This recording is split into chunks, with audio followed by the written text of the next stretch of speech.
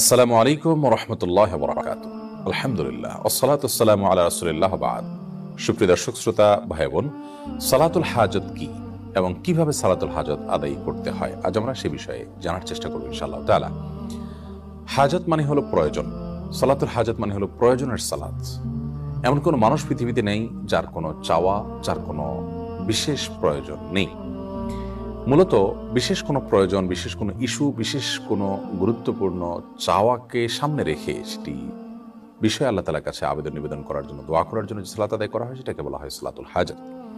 সালাতুল হাজত এই নামে, এই শব্দে আলাদা করে কোনো সালাতের কথা হাদিসে সেভাবে বর্ণিত না হলেও মৌলিকভাবে সালাতুল হাজত বা বিশেষ প্রয়োজনের প্রেক্ষিতে সালাত আদায় করা এই বিষয়টি প্রমাণিত।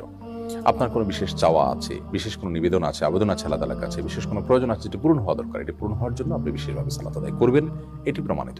কোরআনে কারীমে আল্লাহ তাআলা বলেছেন ওয়াস্তাঈনু বিস-সাবরি ওয়াস-সালাহ, তোমরা সবর এবং সালাতের মাধ্যমে আল্লাহ তাআলার কাছে সাহায্য প্রার্থনা করো। যে কোনো ইস্যুতে সাহায্য প্রার্থনা করার ব্যাপার থাকতে পারে, সেখানে আমরা সালাত আদায় করে সাহায্য প্রার্থনা করব। এটাই হলো প্রয়োজনের মুহূর্তের সালাত। আর নবী করিম সাল্লাল্লাহু আলাইহি ওয়াসাল্লাম সম্পর্কে আবু দাউদে বর্ণিত হয়েছে কানাইদা হাজাবাহু আমরুন ফাসাল্লাহ। অন্য বর্ণনা আছে কানাইদা হাজাবাহু আমরুন ফাজা ইলা সালাহ, অর্থাৎ নবী করিম সাল্লাল্লাহু আলাইহি ওয়াসাল্লামের জীবনে গুরুত্বপূর্ণ কোনো ইস্যু, কোনো প্রয়োজন, কোনো সমস্যা তার সামনে এসে পড়লে তিনি সাথে সাথে সালাতে দাঁড়িয়ে যেতেন। সালাতের মাধ্যমে আল্লাহ তাআলার কাছে আশ্রয় প্রার্থনা করতেন, প্রয়োজন পূরণের জন্য দোয়া করতেন। বিশ্ববিখ্যাত মুহাদ্দিস মোল্লা আলী কারি রাহিমাহুল্লাহ তিনি বলেছেন যে এই সালাত যে নবী সাল্লাল্লাহু আলাইহি ওয়াসাল্লাম প্রয়োজন হলে সালাতে দাঁড়িয়ে যেতেন, এটা কি সালাতুল হাজত বলা যেতে পারে, অর্থাৎ প্রয়োজনের মুহূর্তের সালাত এটাই। যেহেতু এটার বিশেষ কোনো কাইফিয়ত বা পদ্ধতি বা বিশেষ কোনো সময় ঠিক করা নেই, যে কোনো সময় এটি পড়া যেতে পারে। যদিও সালাতুল হাজতের একটি আলাদা ফরম্যাট বা ভিন্নতর একটা ফরম্যাটের কথা তিরমিজির একটি বর্ণনা বর্ণিত হয়েছে, সেই বর্ণনাটি মুহাদ্দিসদের মূল্যায়ন, অনেক মুহাদ্দিসদের মূল্যায়ন অনুযায়ী সেটি সহিহ বা বিশুদ্ধভাবে বর্ণিত নয়, বরং সেটি সনদ নিয়ে অনেকে আপত্তি তুলেছেন, সেটিকে দুর্বল বলে বলেছেন। তো সেই বিশেষ পদ্ধতিটা যেটি ওই দুর্বল হাদিসে বর্ণিত হয়েছে সেটা জানিয়ে রাখছি।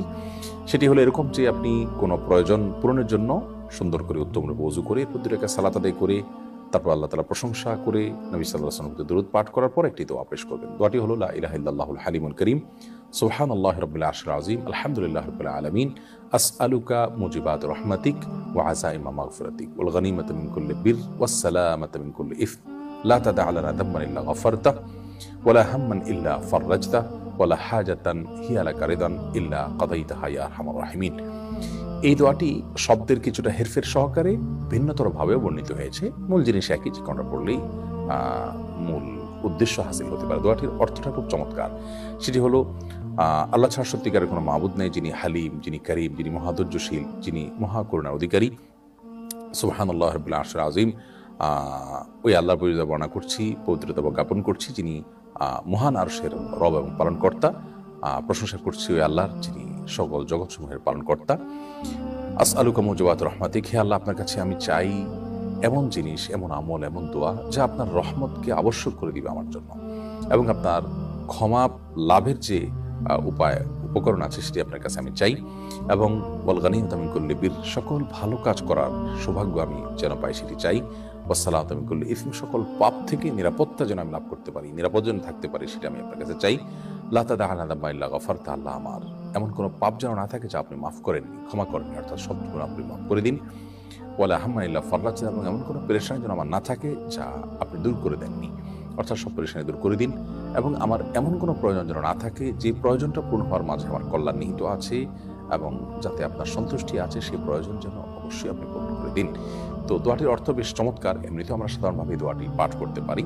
আর খোলাসা কথা হলো, কোনো বিশেষ প্রয়োজনে, কোনো ইস্যুতে আপনি উযু করে দুই রাকাত সালাত আদায় করবেন, এটি সালাতুল হাজত হিসেবে গণ্য হবে। আল্লাহর কাছে আপনি মন খুলে দোয়া করবেন, নিবেদন করবেন, ইনশাআল্লাহ বিদিনিল্লাহ যে কোনো প্রয়োজন আল্লাহ তাআলা আপনার পূরণ করবেন। এটি যে কোনো সময় হতে পারে।